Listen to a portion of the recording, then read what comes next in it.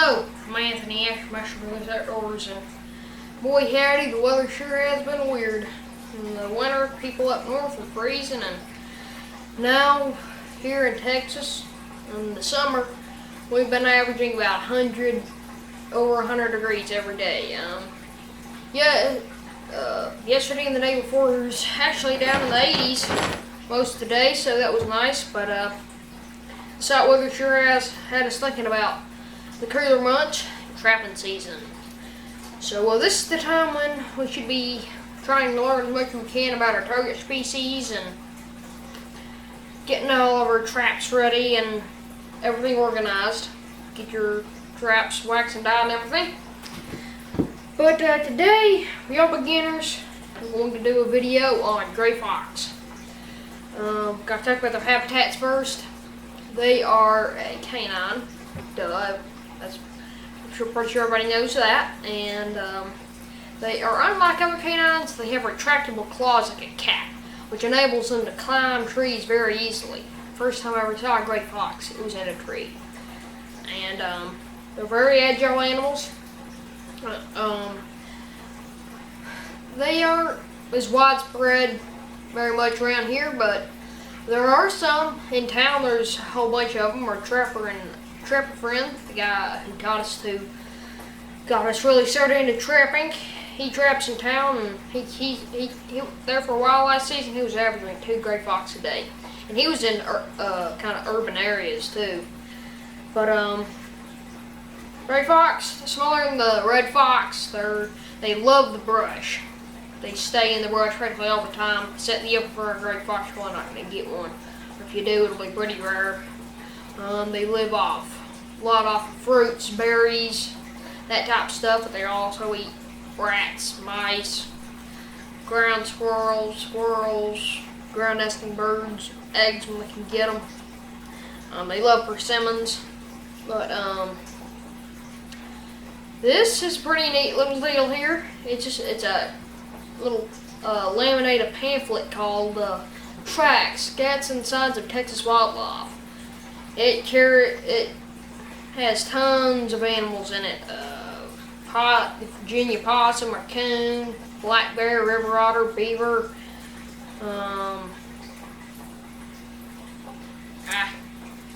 prairie dog, porcupine, armadillo, squirrel, mountain lion, bobcat, coyote, fox, turkeys, all kinds of birds and amphibians and stuff in this little pamphlet. Opens up like this. Got stuff on both sides. But what's nice about it, they'll show you a picture of the animal, like some sign from them, like for the gray fox, they have some diggings, some tracks, and some scat. And I'll show this to you here. I'm sure everybody's only seen a gray fox, but here you go. There's your gray fox, some diggings, track, scat. And you notice the track. The toes are more spread apart, unlike a coyote. A coyote's toes are put together, you know. They're right beside each other. These are kind of spread apart a little bit. And what's weird about gray fox, is they like to scat up on something, like a log or a stump or something. So if you see scat on a stump or a log, it is most likely either gray fox or raccoon. Raccoons will do it too. But anyways, there's that. Gray fox have relatively small territories, and so if you see like real fresh sign in one spot one day, you set a trap there, you might very well catch one the next night or within the next few days. You always hear the term the sly fox, and they're kind of gives you the impression that they're really hard to catch, but they're really not. They are much easier than a coyote. They will come to flagging just like a bobcat. Feather sets, that's a great set for them if it's legal in your state. And they love bobcat lures, it seems, especially bobcat gland lures. This one, Dobbin's Perfect Bobcat Gland Lure. That's a great lure. And gray fox showed quite a bit of interest in it through the season, as well as in this one. me see if I can grab it for you right quick. I don't have it too well organized in here, so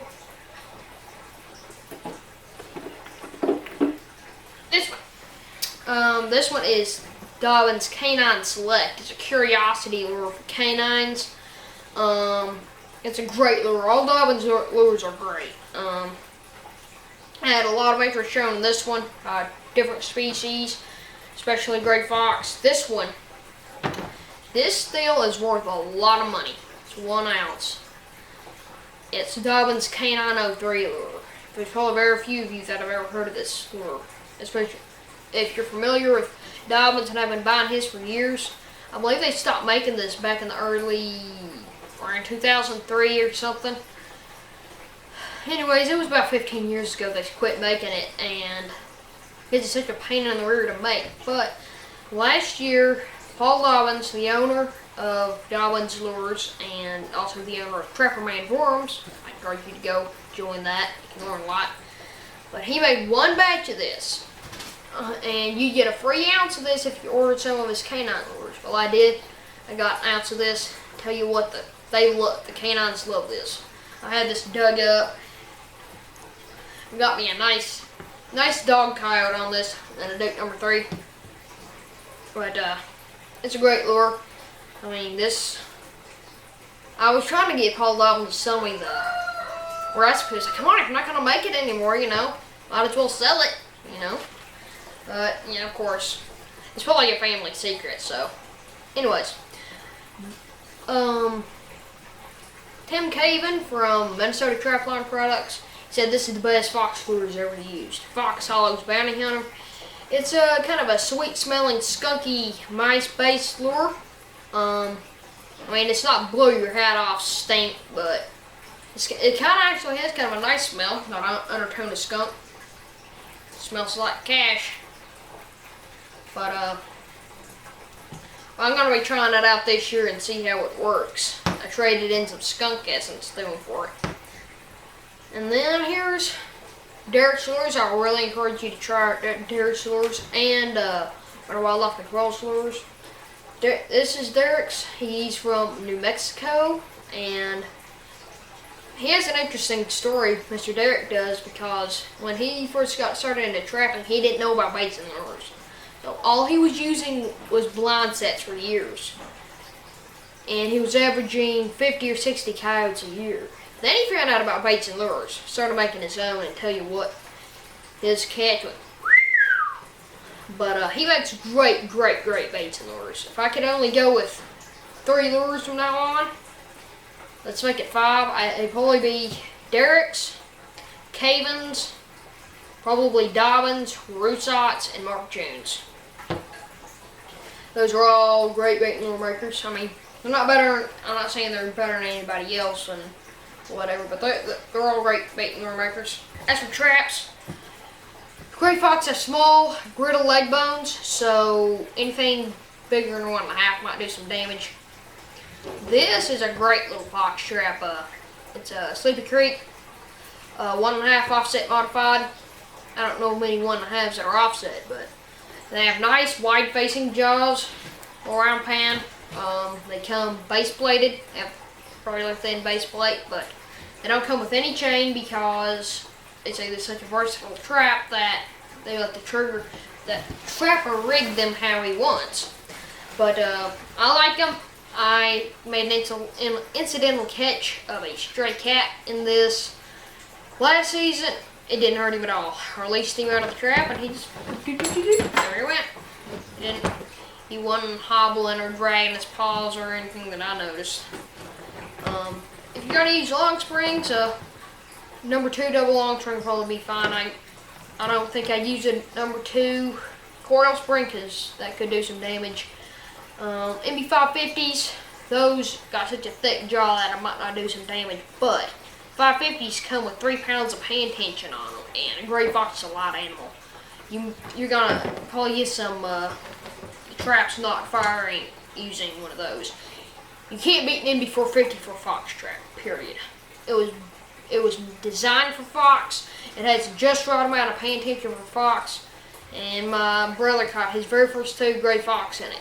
Caught a female one night on a post set.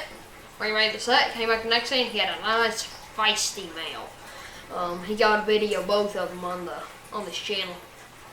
Anyways, great set. I caught my very first gray fox on a feather set. Just used some feathers, kind of made a semicircle with a tree as backing. Used this fairy trap, I do believe. Maybe in the other Victor number 2, long string ahead of time, but doesn't matter. Made a semicircle, kind of feathers. Used bobcat scat urine and a bait I made. Just bobcat urine, bobcat meat mixed with Lisa Roussat's base solution. And it was the ground was covered in leaves. I just cleared the leaves away, bedded the trap, and filled the leaves back in, except for over the pan. Bam. Caught one. Another kind of strange thing about gray fox is that they won't come in from the front on your set. They hug the backing, and they'll come in at the very side. And they can stretch their neck out around something. Look at your set, unless you set your trap in front of the hole, or your urine post, or whatever it is. You're probably not going to catch them unless they really want what's down your hole or whatever and start digging for it. So in this book, I really encourage you to check out this book if you don't already have it. It's $12 from Minnesota Trapline Products. But it's The Dirt Hole Set and Its Variation by Charles L. Dobbins. The guy who came up with this line of baits and lures. And he says in here for gray fox, he likes to set along some long backing, like I said, at least 2 feet long. Put his dirt hole or urine post or whatever here, and then put his trap off to the side, right up against the backing. So here, when the fox comes in from the side, visit the hole, he gets caught. And he said he's very rarely missed gray fox doing that method, because if your hole's here, your trap's there. If he comes in from this side, checks it out, goes to lead, bam. Hopefully you've got him.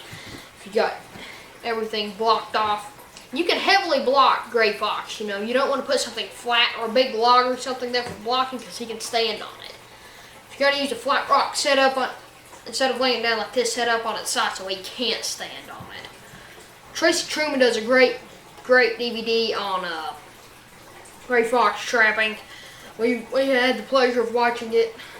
I believe it's just called Modern Gray Fox Trapping by Tracy Truman, and it's pretty good.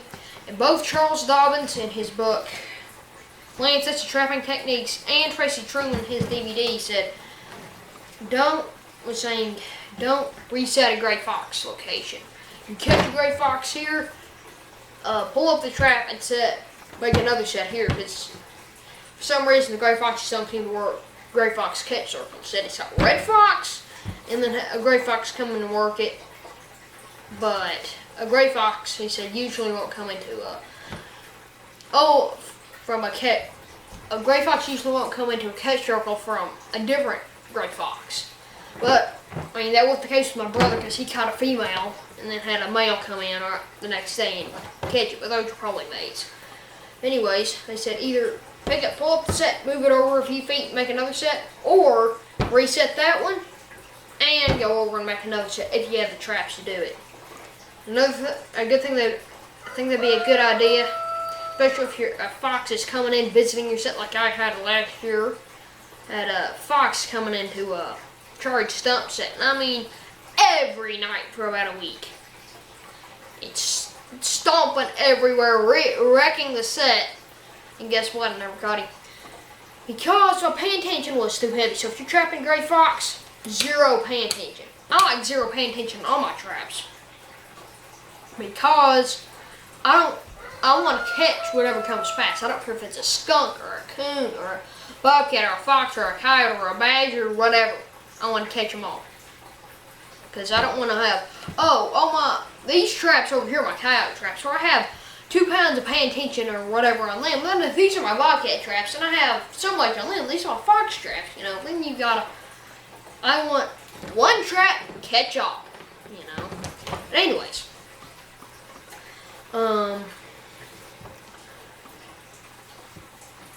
There's the great good sets for Fox would be feather sets if they're legal, charge stump sets, buried bait sets, dirt hole sets. They're practically coming in inside a coyote wheel, and you just gotta put your traps in the right place. And if you have the money and the traps to do it, use 2 traps out of set. That'll help cut down on the chance of him missing the trap. So another deal Tracy Truman was doing, he will even use Bridger number 1 coil springs for gray fox trapping, because it's way sufficient trap to hold them. They're small, and in some states you can't set I believe he was in Nevada and they wouldn't let him set anything bigger than number 1 or something within so many yards of a highway. So he'd use number 1s in those locations. And if you're going to use number 1s, I'd recommend either the Bridgers or the Wolf Creek number 1 double jaw offset. They said when they were testing those traps out that they were somebody actually caught a coyote in a little measly number 1 double jaw offset, and it helped him. Don't tell him how long he was there. He could have been there for just a couple hours, but still, that sounds like a good trap to me. But anyways, learn on gray fox trapping. I'd encourage you to get Tracy Truman's book or DVD, both of which are entitled Modern Gray Fox Trapping. Both these are great books for trapping any predators. Dirt Hole Sentence Variation by Charles Dobbins, or Land Sets and Trapping Techniques also by Charles Dobbins. Charles Dobbins' books and DVDs are great. You'll learn a lot. He was a very good trapper back in his day. Sorry to say he passed away several years ago, but so I guess that pretty much concludes our video on gray fox trapping. If you have any questions or comments, leave them in the comment section below. Please subscribe to our channel. We're trying to reach 500 subscribers by the end of 2019. I want to thank everybody who's joined our trapping group, Ash Brothers Trapping America. Subscribe to this channel. Thank you a bunch. We'll be going to an author's visit to the Guthrie School, Guthrie, Texas. Hopefully Tuesday of next week. So we may bring you a video of that. There's some boys up there who are interested in becoming trappers, so I'm going to be bringing some trapping supplies along, teach them a little bit. And we've got, back behind the camera, we've got some traps, baits, and lures, little equipment back there for them. For beginners, I recommend, your equipment, of course, you're going to need that, your equipment, bait, and lure, traps, everything. But I highly recommend you join your state trapping organization. Join Trapperman forums. Doesn't cost anything. You can ask questions. You can learn tons of stuff. And if you like these videos, please subscribe. If there's anything you want to see, please leave it in the comments, and we'll do a video about it if we can. If anybody's interested in sponsoring this channel, let us know. So that concludes our video. Thanks everybody for watching, and have a good day. Thanks.